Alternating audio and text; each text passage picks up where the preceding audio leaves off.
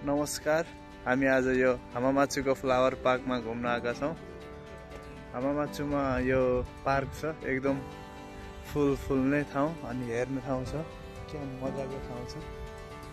अनि यहाँ ट्रेन पनि चढ्न पाइन्छ, हामी एकछिनमा चढ्नेछौँ। अनि सिजन अनुसारको फुल छन् अनि इल्युमिनेसन पनि हुन्छ जाडोमा, रातिमा हो। त्यही भएर अहिले दिउँसो चाहिँ हामी इल्युमिनेसन चाहिँ हेर्न पाउँदैनौँ।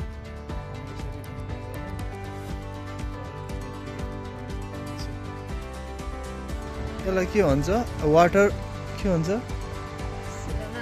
के भन्छ नाम थाहा भएन। जस पानीको फोका फाल्ने हो माथि, रातिमा भयो भने एकदम दामी देखिन्छ अनि त्यसमा कलर पनि हुन्छ। यस्तो मजाको ठाउँ छ, हेर्नुहोस्। अहिले त्यति सायद अफ सिजन भएर हो कि मान्छे त्यति नहुने भएर होला, खासै केही त्यो चलाइरहेका छैनन्। तर मान्छे धेरै हुँदाखेरि चाहिँ एकदम पानी माथि फालिरहेको छ। अनि यता चाहिँ इल्युमिनेसन हो, रातिमा यो लाइट बल्ब छ।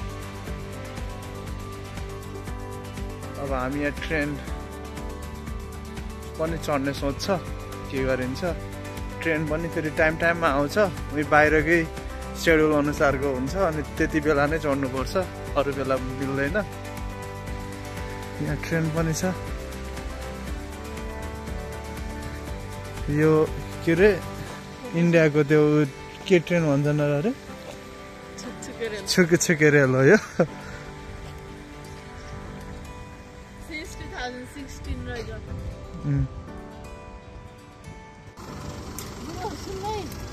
यस्तरी मजाले सरसफाइ गरिरहेका छन्, इल्युमिनेसन बनाइरहेका छन्। अनि सरसफाइ गरेर राम्रो देखाउनको लागि बिहानदेखि साँझसम्म काम गरिराख्छन्। अघिको त्यो डेन्सिया भन्छ ट्रेनलाई, अब कुनै ठाउँ फुल छ, कुनै ठाउँ पार्क छ, कहीँ रेस्टुरेन्ट छ, के छ, अनि त्यो सबै ठाउँ घुमाउँदै लैजान्छ। त्यसको लागि 100 रुपियाँ तिर्नु पर्ने रहेछ, ह्याकुएन। अनि सबै ठाउँ घुमाउँदै लैजान्छ।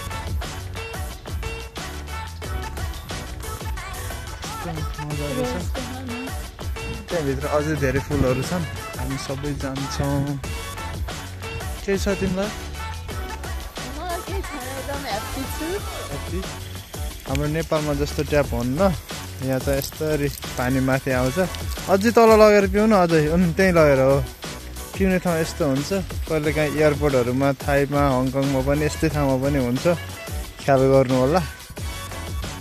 त्यति धेरै मान्छे आएको छैनन्। अहिले टक्क नोभेम्बर सुरु भएको छ, यहाँ नोभेम्बर हो। अनि जति यो डिसेम्बर आउँछ अथवा लागि चाहिँ एकदम दह्रो प्रिपेरेसन भइरहेको छ। मान्छेहरू फुल पनि सजाइरहेको थिए। अनि त्यो लाइट, त्यो पानीको लागि पनि काम गरिरहेको छन्, लाइटिङको लागि पनि। अनि एकदम जाडो सुरु भएको भएर मान्छेहरू त्यति बाहिर निस्केको छैनन्। तर न्यु इयरमा चाहिँ जति नै जाडो भए पनि मान्छेहरू बाहिर निस्केन हेर्ने गर्छन्। हामी पनि कतै जानेछौँ। यस्तो मजाको छ। यो चाहिँ बाहिरबाट यो टेन्ट लगाएको छ, ग्रिन हाउस जस्तो गरेर। अनि यहाँ चाहिँ फुल जति बेला पनि फुल्छन्, एउटै टेम्परेचरमा हुन्छ। जाडो गर्मी मतलब हुँदैन। यहाँ सेट गरेको छ टेम्परेचर, त्यही अनुसार बिरुवाहरू हुने।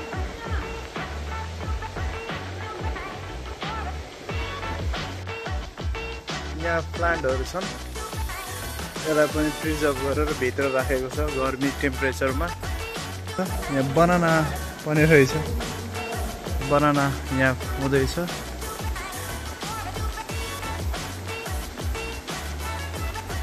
अब भयो अब फेरि बाहिर जान्छौँ हामी। यसलाई खुर्सानी फुल भन्छ।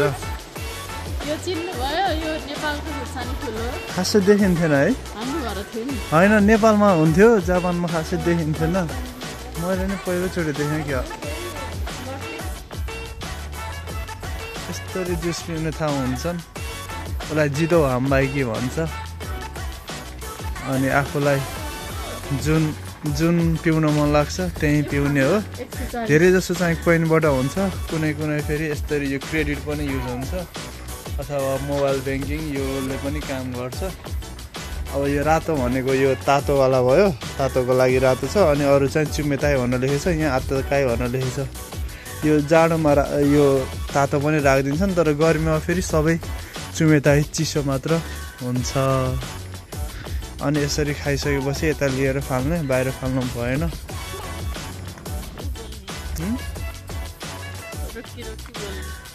सरर चढेर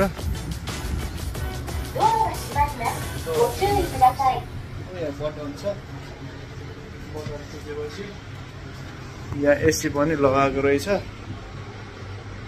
अब हामी जान्छ, थिचिनु अब डाउन थिचिसकेपछि अनि सर र मजाले भ्यू हेर्दै सुरु भयो।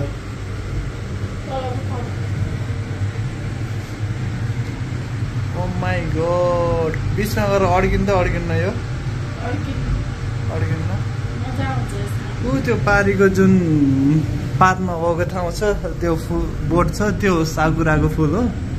अहिले नोभेम्बर छ, अब फेरि 3-4 महिनापछि 4-5 महिनापछि मार्चमा फेरि मजाले फुलेर यस्तो दामी देखिन्छ। त्यति बेला फेरि यहाँको टिकट पनि बढ्छ, बढेर 1000-1200 हुन्छ। अहिले जम्मा हामी कतिमा आयो, हामी 500-1000 रुपियाँमा आज। त्यसैमा कुपन पनि कुपन भनेपछि 400 पऱ्यो, 600 रुपियाँ लाग्यो कि आज आएको इन्ट्री गरेको। त्यति बेला केही पनि मिल्दैन अनि 1000-1200 लाग्छ।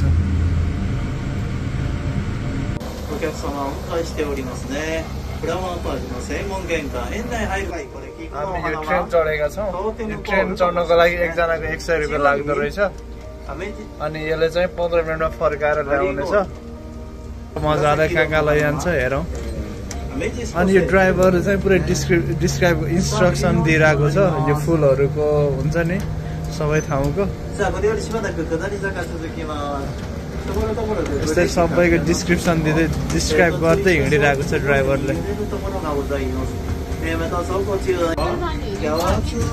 जूको छुट्टै काट्ने हो टिकट। मतलब जूको भयो भने यहाँको हामीले 500 दियो भने जूको लागि 1000-1200 दिने हो कि एकजनाकै। यहीँबाट छिन नि पाइयो।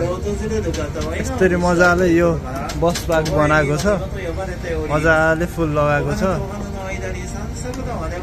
सबै जापानिजमा यहाँ डिस्क्राइब गरिरहेको छ। माली भन्छ कि फुलको काम गर्ने मान्छेलाई होइन।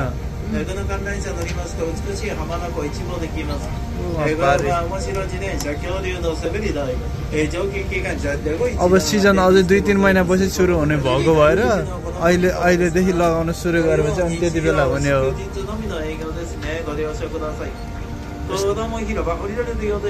अनि यहाँ चाहिँ प्लेग्राउन्ड छ अनि रेस्टुरेन्टहरू पनि हुन्छ त्यति बेला। सायद अहिले नहुन पनि सक्छ, अहिले छैन होला। छ प्रत्येक सिटमा बेल हुन्छ यसरी। अनि यो बेल चाहिँ बसमा पनि यस्तै हुन्छ। आफू झर्ने बस स्टेसन आउनुभन्दा अलिकति यताबाट थिचिदिने भने ड्राइभरले त्यहाँ थाहा पाउँछ र उसले बस रोकिदिन्छ। यहाँ चाहिँ नेपालमा जस्तो गरेर रोकिदिनुहोस् भनेर हात हल्लाउने ढगढग गर्न चाहिँ मिल्दैन। यस्तो बटन चाहिँ थिच्नुपर्छ। हामी फ्लावर पार्क पुगेर आइसक्यौँ। अनि अब हामी एकदम रमाइलो भयो, एकदम रमाइलो भयो। अनि फुलहरू त्यति फुलेको थिएन, तर पनि अब ठिकै छ। अब कहिलेकाहीँ यसो हेर्नु जानु पर्यो। अनि त्यो वाटर स्क्वायर पनि बन्दै थियो, इल्युमिनेसन पनि बन्ला जस्तो छ। एकदम रमाइलो होला जस्तो छ। मिलेछ भने फेरि जानेछौँ र अनि भिडियो बनाउनेछौँ। अहिलेको लागि धन्यवाद। Thank you my love. जसले सब्सक्राइब गर्नुभएको छ उहाँहरूलाई मनैदेखि नै धन्यवाद। नगरेकाले पनि फेरि पछि गर्दै गर्नु होला। त्यही पनि सब्सक्राइबर बढ्ने त होइन। Thank you. See you again.